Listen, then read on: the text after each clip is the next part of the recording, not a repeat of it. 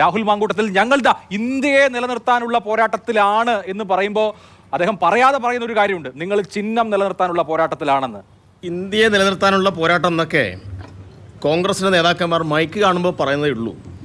ഈ മൈക്കിന് മുമ്പിലുള്ള തള്ളല്ലാതെ സൂക്ഷ്മമായി ഓരോ കാര്യവും പരിശോധിച്ചാൽ ഇന്ത്യയെ നിലനിർത്താനുള്ള പോരാട്ടമില്ല. ഞാൻ പറയാം, ഇപ്പോൾ ഇവരുടെ KC വേണുഗോപാൽ കോൺഗ്രസിൻ്റെ ദേശീയ തലത്തിൽ ഏറ്റവും പ്രധാനപ്പെട്ട പോസ്റ്റ് ഇരിക്കുന്ന ആളാണ്. അയാൾ മത്സരിക്കുന്നത് ആലപ്പുഴയിലാണ്. അയാൾ നിലവിൽ രാജസ്ഥാനിൽ നിന്നുള്ള MP-യാണ്. അപ്പോൾ ഇന്ത്യയുടെ പാർലമെൻറ്റ് സംവിധാനത്തിൽ രാജ്യസഭയ്ക്കുള്ള പങ്കിനെക്കുറിച്ച് ഞാൻ വിശദീകരിക്കണ്ടല്ലോ. ഇപ്പോൾ രാജ്യസഭാ അംഗമായിട്ടുള്ള ഒരാൾ ആലപ്പുഴയിൽ വന്ന് മത്സരിക്കുന്നതിൽ തെറ്റൊന്നുമില്ല. പക്ഷേ ആലപ്പുഴയിൽ ഇയാൾ ജയിച്ചാൽ പകരം ആര് രാജ്യസഭയിൽ പോവും? രാജസ്ഥാനിൽ നിന്ന്. ഇപ്പോൾ രാജസ്ഥാനിൽ നിന്ന് ഒരാൾ രാജ്യസഭയിൽ എത്തുക എന്ന് പറഞ്ഞാൽ അപകടത്തിലേക്ക് പോകുന്ന ഇന്ത്യ കൂടുതൽ അപകടത്തിലേക്ക് പോകും. കാരണം പല ബില്ലുകളും രാജ്യസഭയിൽ ഭൂരിപക്ഷമില്ലാത്തത് കൊണ്ടാണ് BJPക്ക് മാറ്റിവെക്കേണ്ടി വരുന്നത്. ഒന്നാമത്തെ കാര്യം. പിന്നെ കേരളത്തിൽ അക്കൗണ്ട് പൂട്ടിച്ചല്ലോ.